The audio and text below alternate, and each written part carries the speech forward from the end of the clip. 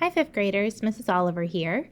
I'm going to go over some comprehension that follows your floppy book story for this week. We are on Unit 2, Week 2, and the story is called A Modern Cinderella, and you can find that on pages 108 through 111. A short summary of our story is that we are introduced to a modern-day fairy tale. That means a fairy tale that could happen right now in time. So throughout our story, we had technology that we have now that we didn't have in the original fairy tale. The fairy tale that they're focusing on is Cinderella. And we know the childhood story that we grew up with is a little bit old-fashioned. Cinderella is living with a stepmother, and she is made to do a lot of chores, and there is magic that allows her to go to this ball. In this story, we have a dance competition, kind of like Dancing with the Stars, and the main character, Cinderella, and the prince have a lot of technology throughout the story that could only take place now. There's an electric scooter, they have cell phones, she's wearing purple sneakers. They talk about the prince playing a horse video game. So all of those things let me know that this fairy tale is a little bit different than the old-fashioned one.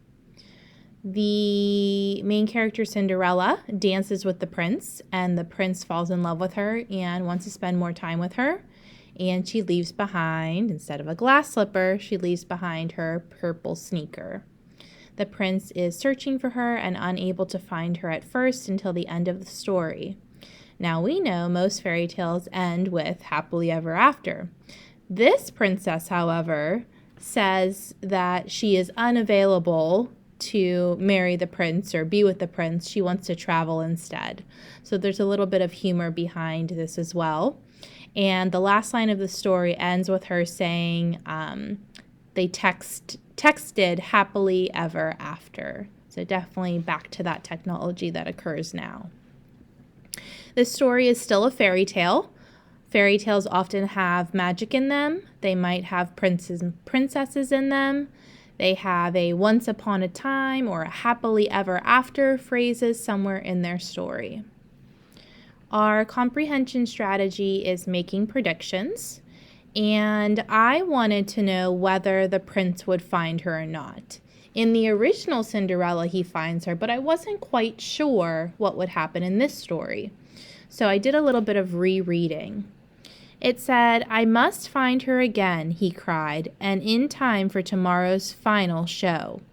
This lets me know that the prince is very determined to find the princess, and there's a time frame on it. He has to do it pretty quick. As I continue to read, it tells us that he interviewed people on the show, he used the internet, he used the social network, and then he ended up kind of traveling the kingdom looking for the person who fits the shoe. So he was very determined, and we know finds the princess. Our comprehension skill is compare and contrast, and we can compare different parts of the text. So if we focus on the beginning, the middle, and the end. In the beginning of our text, the prince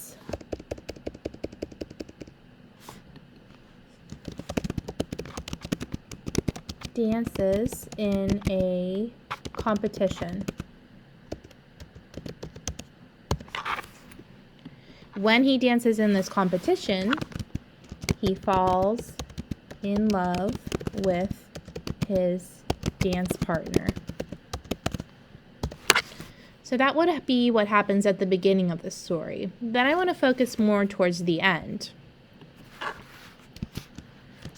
He finds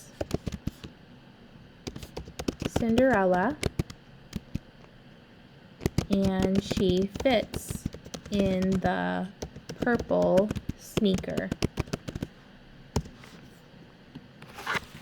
So he feels very joyful that he finds the dance partner that he was looking for. However,